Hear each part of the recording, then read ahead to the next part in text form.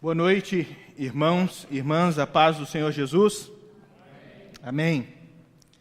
Hoje nós damos continuidade à série de mensagens que estamos tratando do livro de Atos, no capítulo de número 2, dos versículos de número 14 até o versículo de número 36, que fala sobre marcas de uma igreja saudável.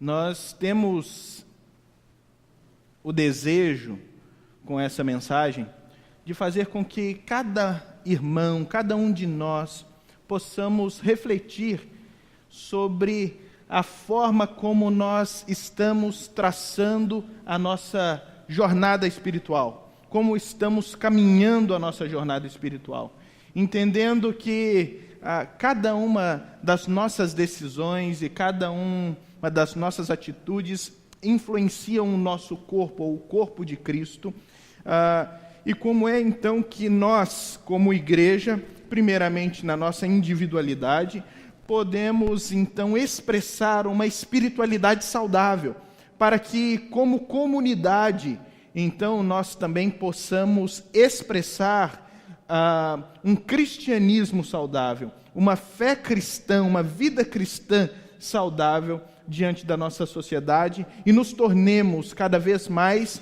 uma comunidade relevante no meio onde nós fomos plantados pelo Senhor e testemunhas da ação de Deus na face da terra. Com testemunhas, nós queremos dizer que nós somos aqueles chamados por Deus e capacitados pelo Espírito Santo de Deus a experimentarmos uma transformação que só Deus pode fazer no nosso coração, uma transformação que só Deus pode promover no nosso caráter, uma transformação que só Deus pode promover na nossa vida. E essa transformação que cada um experimenta serve de profundo testemunho diante da nossa sociedade, de que Deus, Ele trabalha ainda hoje, Ele continua trabalhando, chamando homens e mulheres para experimentarem uma nova vida nele, para experimentarem uma nova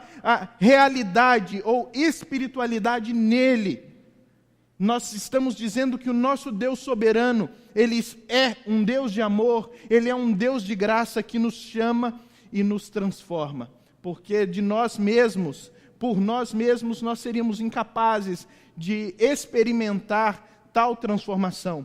Mas então nós erguemos a nossa voz ao mundo e dizemos: olhem para nós, olhem para as nossas vidas, olhem para aquilo que Deus está fazendo em nós, olhem para essa bela ação de Deus em nós e olhem para esse grande milagre que é a vida de cada um aqui, a transformação de Deus na vida de cada um aqui, a transformação que nós estamos experimentando. E isso então precisa ser percebido em nós, percebido em nosso meio, por meio de algumas marcas que nós percebemos no texto de Atos dos Apóstolos, nessa primeira pregação que foi anunciada ou pronunciada pelo apóstolo Pedro. Então eu convido você a abrir a sua Bíblia comigo em Atos, o capítulo de número 2, eu vou ler do versículo 14 ao versículo de número 36, por favor.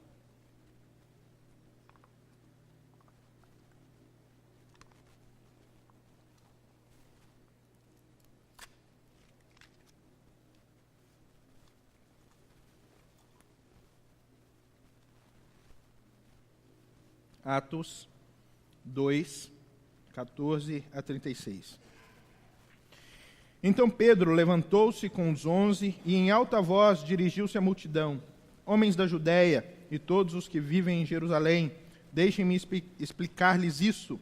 Ouçam com atenção, estes homens não estão bêbados, como você supõe. Ainda são 9 horas da manhã, ao contrário, isto é o que foi predito pelo profeta Joel. Nos últimos dias, diz Deus, derramarei do meu espírito sobre todos os povos. Os seus filhos e as suas filhas profetizarão. os jovens terão visões, os velhos terão sonhos. Sobre os meus servos e as minhas servas derramarei do meu espírito naqueles dias, e eles profetizarão. Mostrarei maravilhas em cima no céu e sinais embaixo na terra, sangue, fogo e nuvens de fumaça. O sol se tornará em trevas e a lua em sangue, antes que venha o grande e glorioso dia do Senhor. E todo aquele que invocar o nome do Senhor será salvo. Israelitas, ouçam estas palavras. Jesus de Nazaré foi aprovado por Deus diante de vocês por meio de milagres, maravilhas e sinais que Deus fez entre vocês por intermédio dele, como vocês mesmos sabem. Este homem lhes foi entregue por propósito determinado e pré-conhecimento de Deus, e vocês, com a ajuda de homens perversos, o mataram, pregando-o na cruz. Mas Deus o ressuscitou dos mortos, rompendo os laços da morte, porque era impossível que a morte o retivesse. A respeito dele, disse Davi: eu sempre vi o Senhor diante de mim, porque ele está à minha direita, não serei abalado. Por isso meu coração está alegre e a minha língua exulta, o meu corpo também repousará em esperança, porque tu não me abandonarás no sepulcro, nem permitirá que o teu santo sofra a decomposição. Tu me fizeste conhecer os caminhos da vida, e me encherá de alegria na tua presença. Irmãos, posso dizer-lhes com franqueza que o patriarca Davi morreu e foi sepultado, e no seu túmulo está entre nós até o dia de hoje. Mas ele era homem e sabia que Deus lhe prometera sob juramento que colocaria um dos seus descendentes em seu trono. Prevendo isso, falou da ressurreição de Cristo, que não foi abandonado no sepulcro e cujo corpo não sofreu decomposição. Deus ressuscitou este Jesus, e todos nós somos testemunhas desse fato. Exaltado à direita de Deus, ele recebeu do Pai o Espírito Santo prometido e derramou o que vocês agora veem e ouvem. Pois Davi não subiu aos céus, mas ele mesmo declarou: o Senhor disse ao meu Senhor: senta-te à minha direita, até que eu ponha os teus inimigos como estrado para os teus pés. Portanto, que todo Israel fique certo disto, que esse Jesus, a quem vocês crucificaram, Deus o fez Senhor e Cristo. Até aí. Nós vimos até hoje, irmãos, nessas semanas que se passaram, algumas marcas que precisamos lembrar. A primeira marca que nós vimos de uma igreja saudável é que é uma igreja comprometida com a glória de Deus. Nós vimos isso a partir do chamado de Pedro. Nós vimos isso a partir do momento em que Pedro se levanta para proclamar esse primeiro sermão da história da igreja. 50 dias antes, 50 e poucos dias antes, Pedro não era esse Pedro impetuoso, não era esse Pedro audacioso, corajoso. Ele era o Pedro covarde, ele era o Pedro que acabou negando ao Senhor, ele era o Pedro que fugiu e se trancou em casa, ele é o Pedro que voltou para a pescaria porque estava completamente desesperançado. Mas agora, depois de ser chamado por Cristo, depois de ser chamado de volta à sua missão inicial, e agora, principalmente cheio do Espírito Santo, ele já não é mais aquele medroso, ele se levanta diante da comunidade judaica, no mesmo local aonde o Cristo havia sido punido, preso, que é Jerusalém, e ele proclama o Evangelho, e ele não tem medo de falar a respeito de Cristo, ele coloca a sua vida para a glorificação do Cristo, mesmo correndo o risco de ser preso e morto. Ele agora está comprometido com a glória de Deus, independente do caminho que vai seguir essa nova ação de Pedro, e nós sabemos que a vida dele agora é comprometida para a glória de Deus e com a glória de Deus. E nós sabemos aonde isso acabou. Isso acabou também no alto de uma cruz. Segundo a tradição cristã, Pedro foi morto, crucificado, e crucificado de cabeça para baixo. Nós somos comprometidos com a glória de Deus, independente daquilo que possa acontecer conosco, ou dos privilégios que isso possa trazer para nós, porque às vezes vai trazer algumas dificuldades, às vezes nós seremos perseguidos, às vezes nós seremos preteridos, mas nós somos comprometidos inicialmente com a glória de Deus e não simplesmente com o bem-estar humano. Em segundo lugar, nós vimos que uma igreja saudável é uma igreja cheia do Espírito Santo. É uma igreja que ela é aparamentada pelo Espírito Santo. Ela é conduzida pelo Espírito Santo. O Espírito de Deus, ele desce sobre aquele povo, e é quando o Espírito de Deus desce sobre o seu povo, que o povo deixa de ser apenas povo e se torna igreja. A igreja, ela não acontece se não houver uma aprofundação do Espírito de Deus no coração das pessoas. A Bíblia vai dizer que é o Espírito de Deus que nos convence do pecado, do juízo e da justiça. A Bíblia vai dizer que é o Espírito de Deus que nos conduz ao arrependimento. A Bíblia vai dizer que o Espírito de Deus é quem distribui os dons para a edificação da igreja. A Bíblia vai colocar toda a ação da igreja debaixo da ação do Espírito de Deus, porque toda a ação da igreja é a ação do Espírito de Deus sobre a face da terra. Sem o Espírito Santo na igreja, nós deixamos de ser igreja de Cristo. Em terceiro lugar, nós vimos que uma igreja saudável é uma igreja fiel às Escrituras. Nós vimos que quando Pedro ele se levanta para proclamar essa mensagem, ele se baseia completamente nas Escrituras. Ele vai para a Bíblia, ele vai para o Antigo Testamento e começa a mostrar nas Escrituras como é que Jesus era, de fato, aquele Messias prometido. Ele vai mostrar nas Escrituras que aquele evento que as pessoas estavam achando que era simplesmente a união ou a junção de alguns bêbados, não era a manifestação da bebedice das pessoas, mas era a manifestação do Espírito de Deus nas pessoas. E ele então usa o profeta Joel. Nós vimos também que uma quarta marca de uma igreja saudável é que é uma igreja quebrantada. É uma igreja que ela escuta o convite de Deus ao arrependimento. Quando Pedro usa o profeta Joel, o texto do profeta Joel, ele está usando a essência do que Joel está dizendo. E o livro do profeta Joel nada mais é do que um chamado ao quebrantamento, é um chamado ao arrependimento, é um chamado para que o povo rasgue o coração diante de Deus e diga: Deus, nós precisamos do Senhor. E ele vai dizer que os que estão experimentando o derramamento do Espírito, aquilo que aquelas pessoas estão experimentando ou vendo acontecer, que eram homens praticamente leigos em outras línguas, falando em línguas estranhas, era nada mais, nada menos do que a ação do Espírito, na glorificação do nome de Deus. E os que experimentam, ou estavam experimentando o enchimento do Espírito, são aqueles primeiros, são aqueles homens que têm uma profunda convicção de pecado e arrependimento. Quem experimenta a ação do Espírito de Deus é aquele que entende que precisa estar diante de Deus em quebrantamento, em convicção de pecado e em arrependimento. É isso que ele vem nos ensinando até aqui. Agora, nós queremos tratar de mais duas marcas de uma igreja saudável. A primeira delas hoje é que uma igreja saudável é uma igreja cristocêntrica.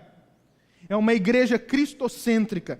Quando o apóstolo Pedro, ele começa a falar àqueles homens, ele primeiro tenta explicar o que está acontecendo. Ele explica o que eles estão vendo, o derramamento do Espírito de Deus sobre a vida daqueles homens.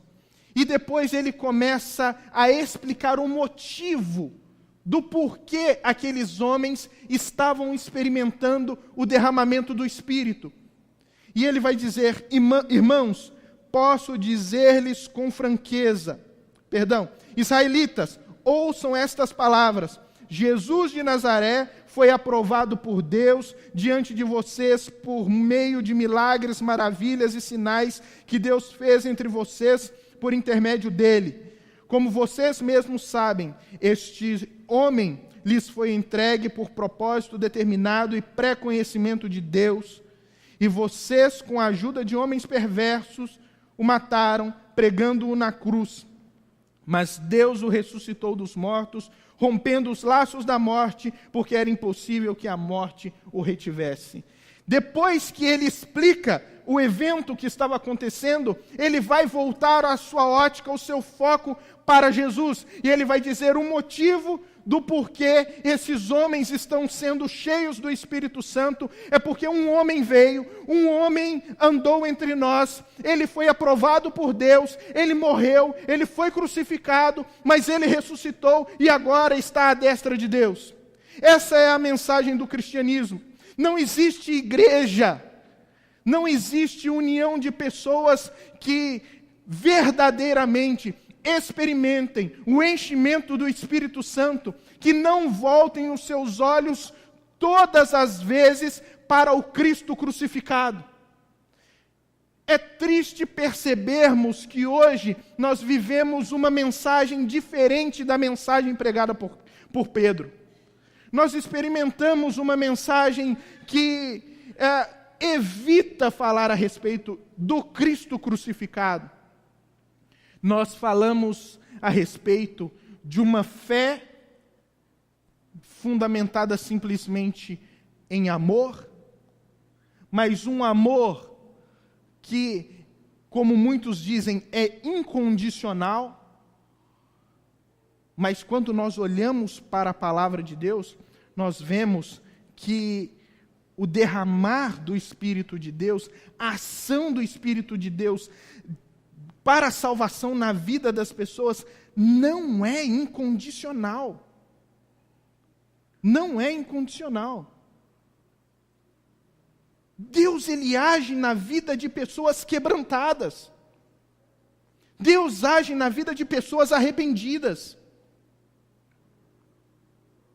Nós pregamos um evangelho sem cruz e um Cristo sem cruz.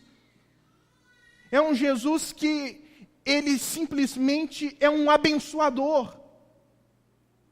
Ele é muito parecido com o Papai Noel, ele é muito parecido com o gênio da lâmpada, ele é muito parecido com essas imagens que Hollywood cria, ou Disney cria, que é simplesmente alguém para abençoar ou realizar os seus desejos. Jesus não é esse pregado. Não é esse o pregado por Pedro. Pedro vai iniciar chamando a atenção daquelas pessoas para que eles percebam que Cristo é o centro da igreja.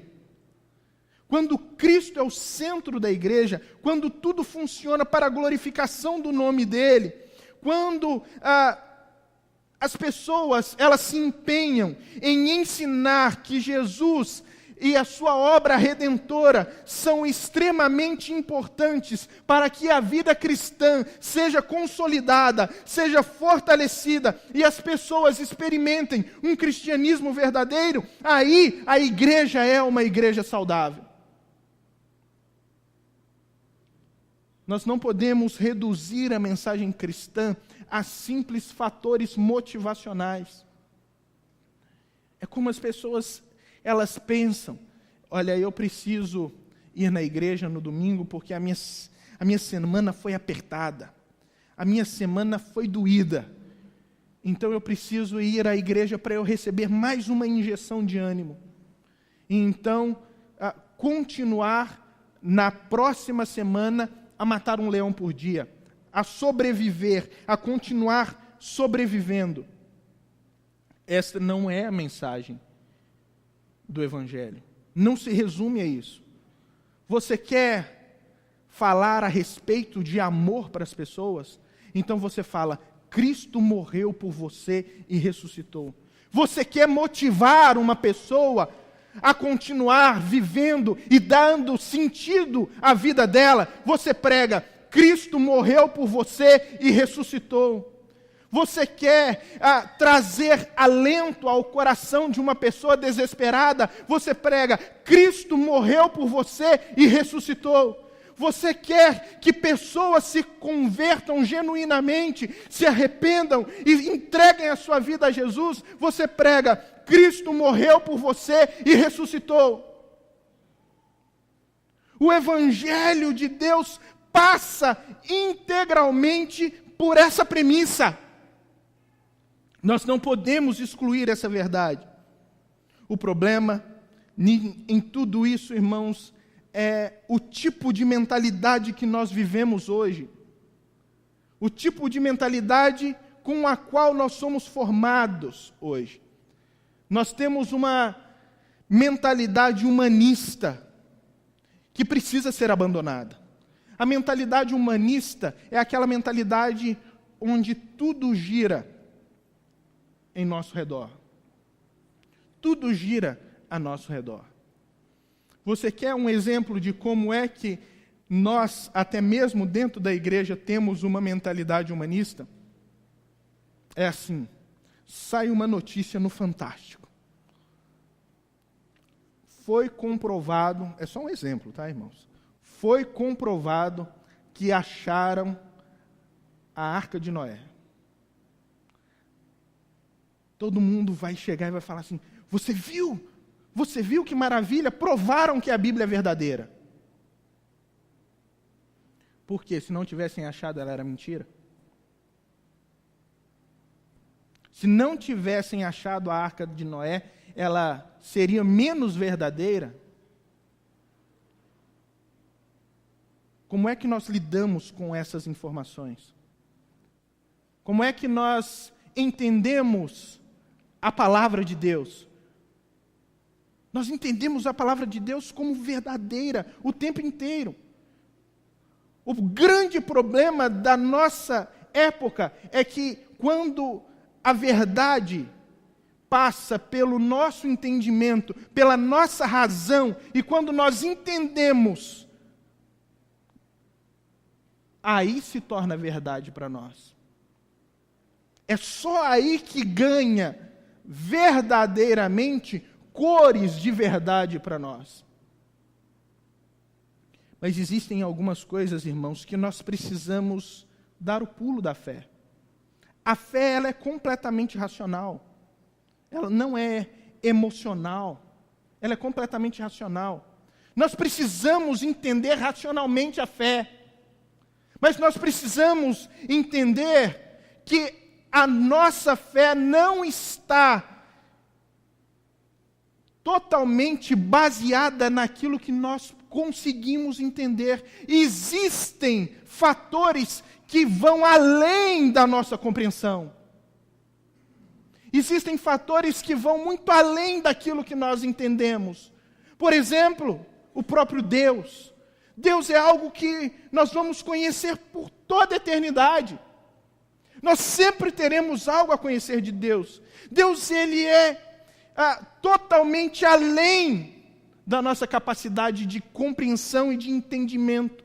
O que nós conseguimos entender de Deus é aquilo que Ele mesmo permitiu ser conhecido. Mas como conhecer um Deus que é eterno por uma mente, conhecer um Deus que é eterno nas nossas mentes limitadas, com as nossas mentes limitadas, isso não vai acontecer. Nós não conseguiremos entender na totalidade. Então, algumas coisas superam a nossa capacidade de entendimento. Mas nós temos uma mentalidade humanista. Nós temos tanta mentalidade humanista que nós passamos a acreditar que a morte de Jesus na cruz foi unicamente para a nossa salvação. Nós reduzimos a morte de Jesus na cruz a um evento para a salvação do ser humano. Ele morreu para a nossa salvação, sim, mas esse é apenas um lado da moeda. O outro lado da moeda é que Cristo morreu para a glória de Deus. Você pode ver constantemente no Evangelho de João, o tempo inteiro, a partir do capítulo 14, ele falando a respeito da glória de Deus. Ele fala: Pai, eu te glorifiquei, agora glorifica o teu Filho. Ele vai falar várias vezes a respeito do seu profundo desejo de glorificar o Pai. Cristo morreu para a glória de Deus. O segundo ponto é que ele morreu para nos salvar. E quando ele nos salva, isso promove a glória de Deus também. Nós precisamos superar a mentalidade de que tudo gira ao nosso redor. Nós precisamos superar a mentalidade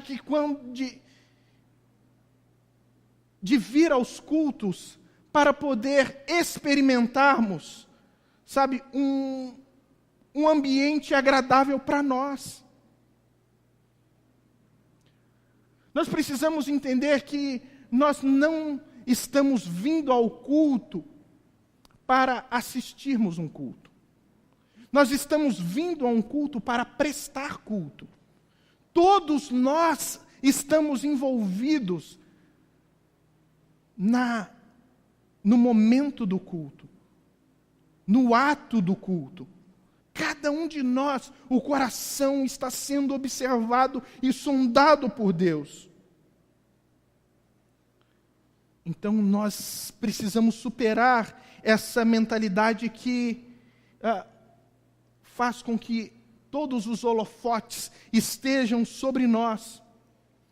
E nós precisamos voltar os nossos olhos para Deus.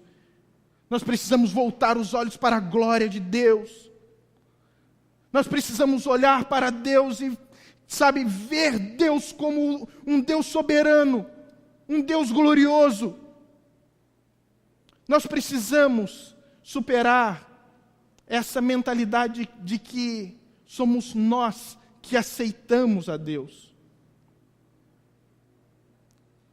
Irmãos, não somos nós que aceitamos a Deus, é Deus quem nos aceita. É Cristo que nos aceita. Se existe alguém que pode ter alguma dificuldade em aceitar o outro, é Ele, que é um Deus santo, porque Ele está aceitando pecadores. Porque o privilégio é nosso de sermos aceitos por Ele. Tudo isso faz parte de uma mentalidade humanista que entrou e começou a fazer parte da igreja, e Pedro está chamando a atenção daqueles homens e está dizendo: olhem para Jesus, prestem atenção em Jesus. Ele está dizendo: olha, toda a mensagem do Antigo Testamento, toda a obra de redenção, todo o plano de Deus converge para Cristo. Quando nós olhamos o Novo Testamento é um compêndio de escritos que glorifica a Jesus e a sua obra de salvação. A igreja, meus irmãos, quando entende o valor de ter Cristo no centro, ela se torna, então, uma igreja evangelística, uma igreja proclamadora do Evangelho. Portanto, o papel da igreja é anunciar a vinda de Cristo, é anunciar a morte de Cristo, é anunciar a ressurreição de Cristo. Esse ponto é fundamental na pregação da igreja.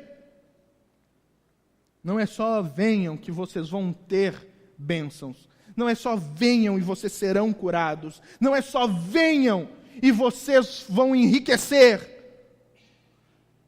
É venham e arrependam-se.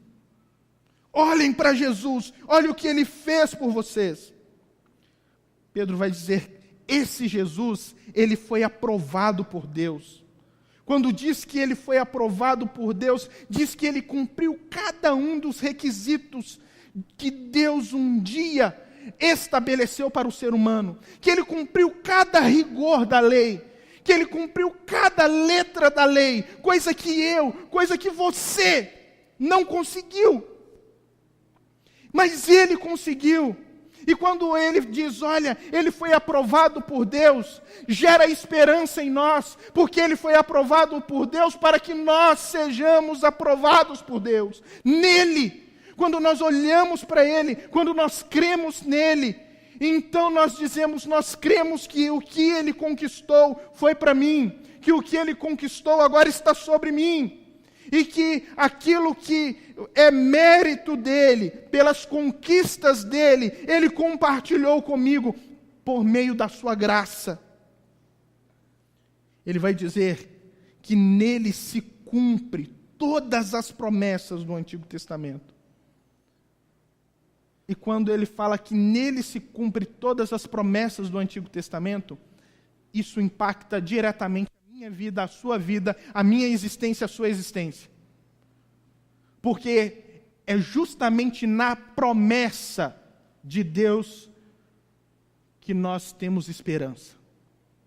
Nós não temos esperança numa atitude nossa. Nós não temos esperança num comportamento nosso.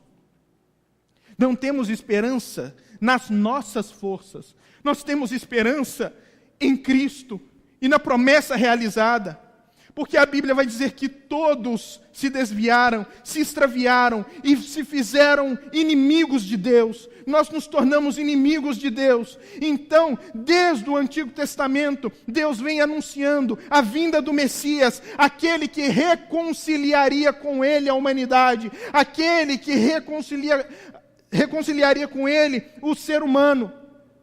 Então, quando nós dizemos que agora estamos vivendo na presença de Deus, é porque Cristo um dia cumpriu todas as promessas de Deus. E uma dessas promessas é que ele precisaria morrer naquela cruz.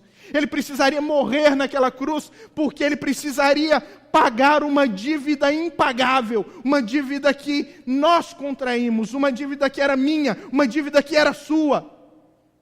Mas ninguém poderia pagar. Não existe nenhum ser humano que pudesse pagar aquela dívida. Então o próprio Cristo se fez homem, o próprio Deus se fez homem para morrer no alto daquela cruz e pagar uma dívida que era minha e uma dívida que era sua. E nos dar a oportunidade da salvação. Ele vai dizer também que ele foi morto, ele foi entregue por propósito determinado e pré-conhecimento de Deus. Vai dizer que Deus já havia determinado que Cristo viria e morreria. Vai falar a respeito de um Deus que é soberano, um Deus que está no controle da história humana, um Deus que ele dirige a história humana. Nós não estamos à deriva. Nós não estamos vivendo, aleatoriamente a vontade de Deus. Deus conduz a história humana para a glória do nome dEle. E o ápice, o momento de maior glória do nome de Deus, é o momento em que o próprio Cristo se entrega na cruz. É quando nós olhamos para a cruz de Cristo que nós recebemos esperança. É olhando para a cruz de Cristo que nós recebemos vida. É olhando para a cruz de Cristo que nós somos curados da pior enfermidade e que assolou toda a humanidade e que assola toda a humanidade, que é a enfermidade do pecado. É nele que nós encontramos a cura. Mas apesar, irmãos, de toda essa ação de Deus soberana para a nossa salvação, demonstrando o caráter amoroso de Deus, ainda assim nós vemos que Deus é um Deus justo. E nós não podemos excluir do caráter de Deus a sua justiça. É muito bom falar a respeito do amor de Deus. É muito bom falar a respeito de um Deus que nos chama por amor. e nos conduz por amor à salvação, mas é extremamente importante falarmos também que esse Deus é um Deus justo, e ao mesmo tempo que ele diz que este homem foi entregue por propósito determinado e pré-conhecimento de Deus, ele diz: vocês, com a ajuda de homens perversos, o mataram, pregando-o na cruz. Ao mesmo tempo que Deus tem o controle da história e diz que Cristo viria e morreria no alto daquela cruz, ele não isenta em momento algum aqueles homens da culpa de terem crucificado Jesus, de terem negligenciado a voz de Deus, de terem negligenciado o Filho de Deus. Deus, ele pode ser um Deus amoroso, ele pode ser esse Deus gracioso que nós cantamos essa noite, mas ele é um Deus justo, e se nós virarmos as costas para o Filho dele, logo também nós seremos condenados por isso. Se nós virarmos as costas para Jesus, se nós abandonarmos a cruz de Cristo, nós também seremos condenados por isso. Pedro, em momento algum, ele excluiu a justiça de Deus da sua pregação. Mais uma vez, irmãos, nós vemos nisso tudo a importância das Escrituras no processo de apresentação de Cristo e do plano da salvação. Pedro vai dizer: olha, prestem atenção, ele já havia sido anunciado pelo rei Davi no Salmo. Ele já havia sido profetizado. Profetizado o quê? Profetizado que ele, depois da morte, desceria ao túmulo, mas ele não ficaria no túmulo, ele ressuscitaria. E quando nós falamos a respeito da cruz de Cristo, da morte sacrificial de Jesus, de um Deus que morreu por nós, para a nossa salvação, de um Jesus que morreu para a glória de Deus, nós também não podemos excluir que esse Jesus que morreu, ressuscitou dos mortos, porque assim como ele ressuscitou dos mortos, nós temos esperança de que um dia ressuscitaremos também. E aí, a nossa esperança vai além. A nossa esperança transcende o simples bem-estar dessa vida, as simples circunstâncias dessa vida. Nós conseguimos olhar depois. Nós conseguimos olhar para um Cristo que nos chama para uma alegria eterna, para um gozo eterno, para a presença eterna junto com Ele.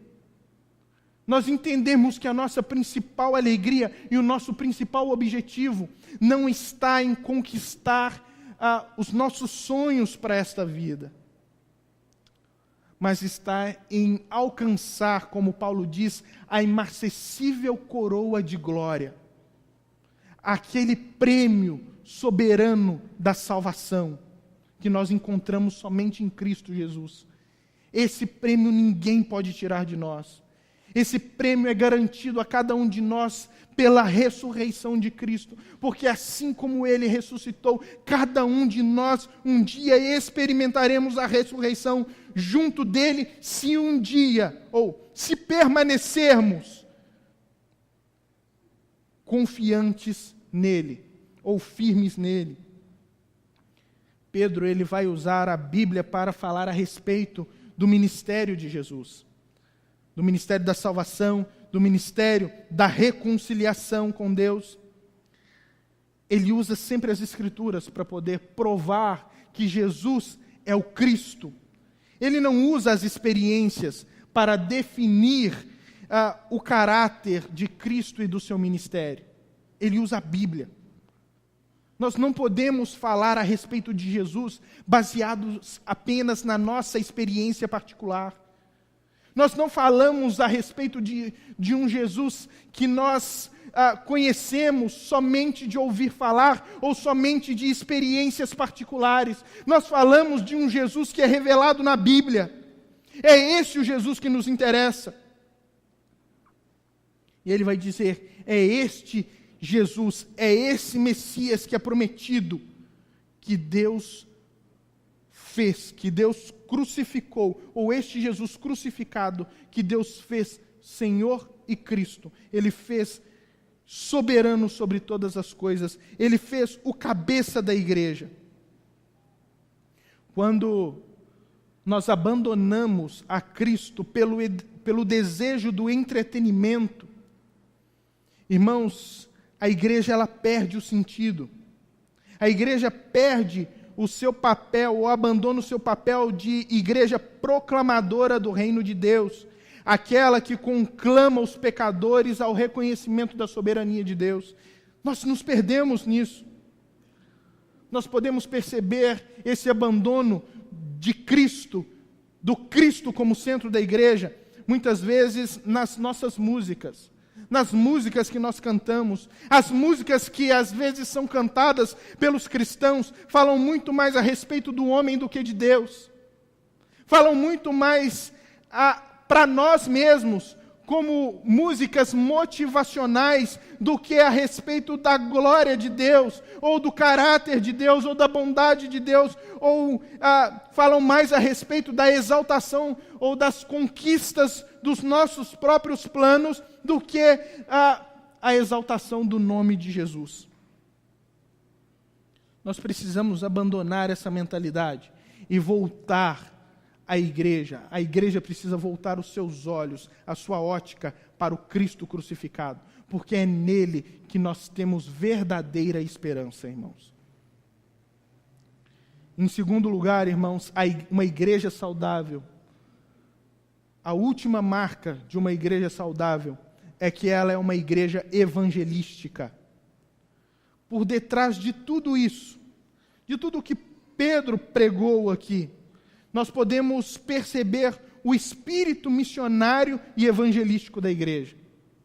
Ele tinha um único objetivo: fazer com que aquelas pessoas que estavam ali ouvissem a respeito de Jesus e pudessem se achegar aos pés de Cristo. A igreja é esse veículo de Deus, esse sinal de Deus no mundo para levar outras pessoas aos pés de Jesus. Nós temos esse objetivo, essa é a nossa missão.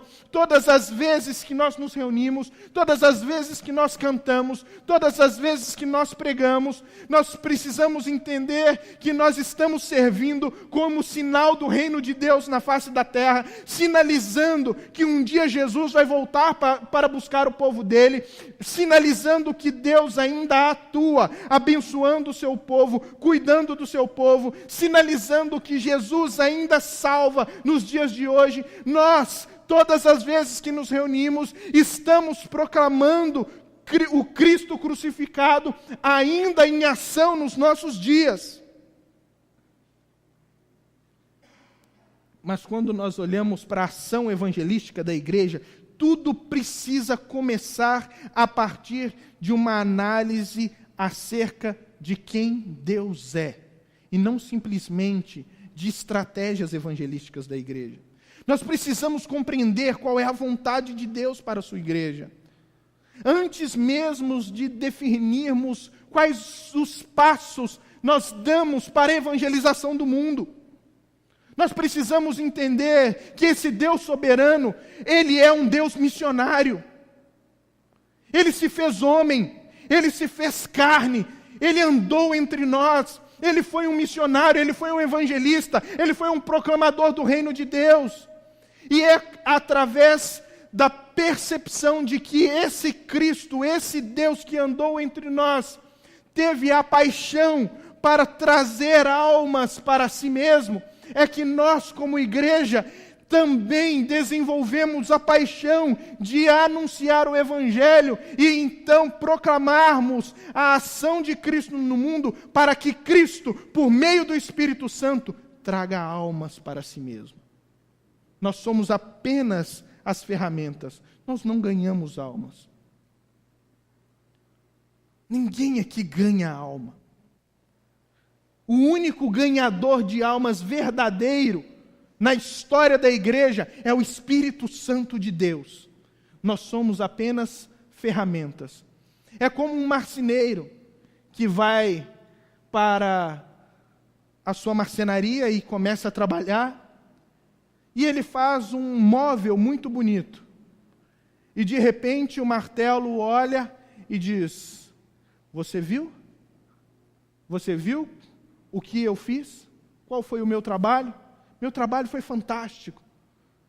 Se eu não tivesse pregado aqueles pregos, nada disso teria acontecido. Aí o prego fala: não, mas não é bem assim. Você não entende o meu trabalho.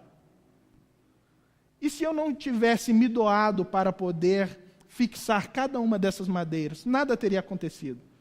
Aí a serra vai dizer: mas vocês não sabem de nada. E se eu não tivesse me esforçado para cortar cada uma dessas madeiras e então dar cada detalhe para que pudesse ficar bonito, nada disso teria acontecido. Essa é a dinâmica da igreja, irmãos. Cada um de nós tem um dom diferente, cada um de nós agimos de uma maneira diferente, mas cada um de nós, na sua atuação, não é nada mais, nada menos do que uma ferramenta nas mãos de Deus. Nós não dizemos: vejam o que eu fiz, nós dizemos: vejam o que Deus fez através de nós. Porque quem faz, quem ganha é o próprio Cristo, é o próprio Deus. Ele é o Deus missionário, Ele é o Deus que age. Mas nós temos algumas definições muito problemáticas a respeito de igrejas saudáveis e igrejas evangelísticas. Nós pensamos que uma boa igreja evangelística são igrejas cheias. Uma igreja cheia está fazendo um bom papel evangelístico. Nem sempre.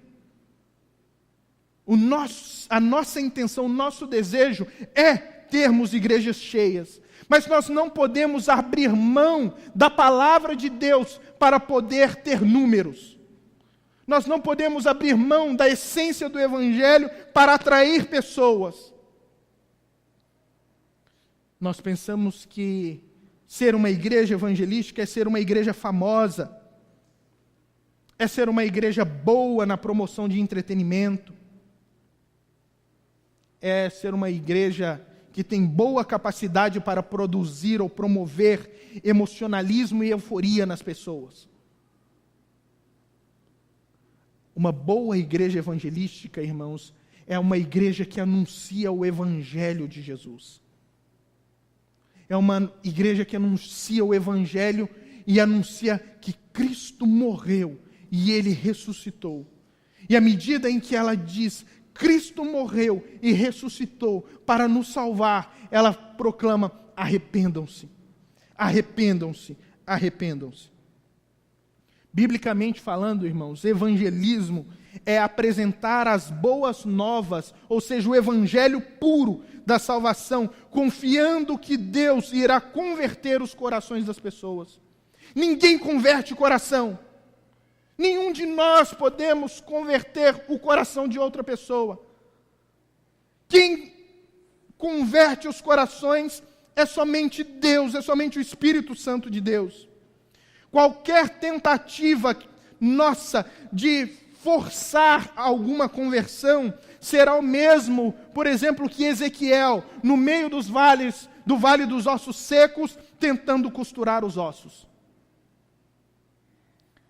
Ezequiel, ele tem uma visão e ele está no meio do vale dos ossos secos. E ali tem osso. E depois de ter passado muitos anos debaixo de um sol escaldante, esses ossos estão esturricados, estão secos, estão totalmente sem vida. E Deus pergunta para Ezequiel: Ezequiel, esses ossos podem reviver? E ele fala: Senhor, tu sabes. Agora você imagina Ezequiel falando: pode, Senhor, deixa comigo. Eu sei como é que eu faço para resolver isso aí. Me dá linha e costura. Me dá linha e agulha, que eu resolvo esse problema. E vai costurar, um por um, não dá certo. Não é assim. A única coisa que Deus fala para ele é: você crê. E ele diz: tu sabes, Senhor. E ele fala: profetiza, Ezequiel. Profetiza sobre os ossos. E profetizar nada mais é do que proclamar a palavra de Deus, anunciar a palavra de Deus. Nada mais que isso. É pegar aquilo que está nas Escrituras e anunciar às pessoas. E a Bíblia diz que os ossos foram se juntando, e cada osso com seu osso, e logo foi visto um exército. Isso nada mais é também do que um cenário que nós temos diante de nós hoje. O nosso plenário. Nós éramos esse vale de ossos secos, perambulando por aí. Mas Deus, Ele anuncia a sua palavra. E quando anuncia a palavra, o próprio Deus, pelo seu poder, gera vida. Ezequiel não podia costurar, que não ia adiantar nada. Mas também forçar conversões seria como Nicodemos, tentando voltar ao ventre materno para nascer novamente. Quando ele procura Jesus de noite e diz: Senhor, Senhor, o que eu preciso fazer para poder herdar a vida eterna? E ele fala assim: nascer de novo, Nicodemos. Só isso, mais nada. E ele fala: como? Como que eu posso voltar para o ventre da minha mãe? Ele fala: Nicodemos, você é mestre há tanto tempo em Israel, mas não sabe de nada. Não sabe de nada, cara. Né? Se fosse traduzido para hoje, sabe de nada, inocente. Né? Ele fala: você precisa nascer da água e do Espírito. Precisa haver o poder, uma ação sobrenatural de Deus no seu coração para fazer você nascer de novo.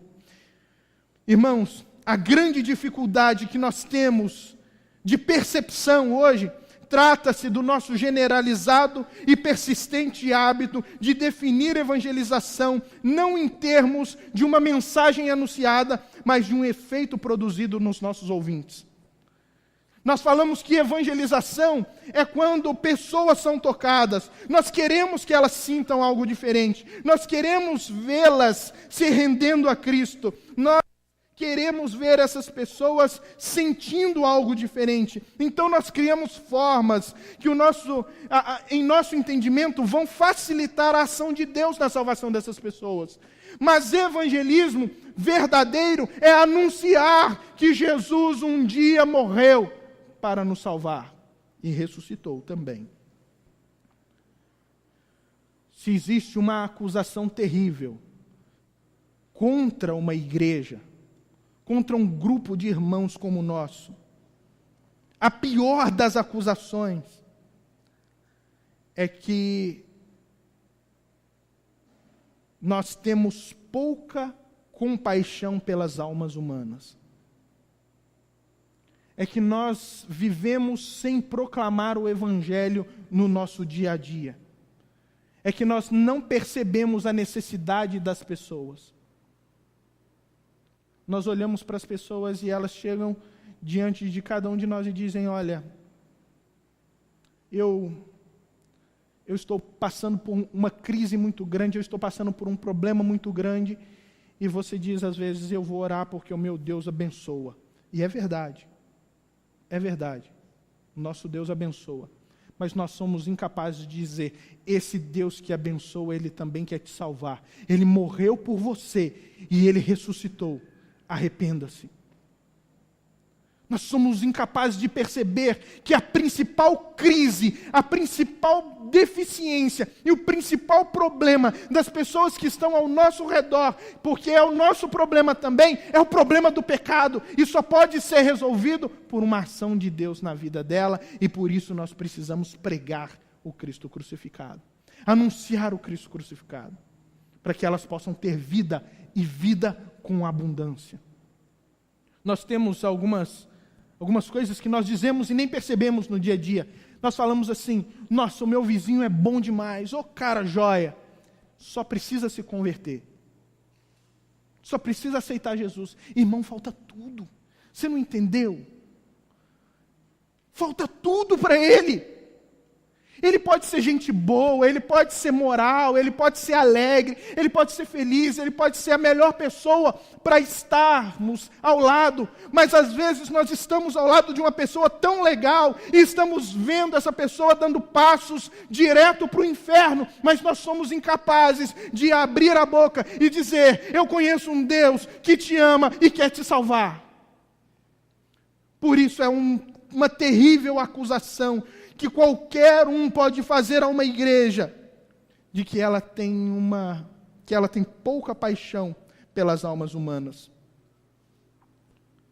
Quando nós anunciamos o Evangelho, quando nós anunciamos a palavra de Deus, é Deus agindo para a salvação das pessoas. A única e verdadeira conversão é a conversão que vem de Deus. É aquela que Deus age no coração das pessoas. Evangelização não é trazer alguém para dentro da igreja. Isso, irmãos, é captação de cliente. Tá? Isso é captação de cliente. Isso é metodologia que loja no comércio faz. Você quer trazer gente cada vez mais para dentro do seu recinto. Nós não queremos trazer gente para dentro do nosso recinto. Nós queremos levar pessoas aos pés de Cristo. Isso é evangelização.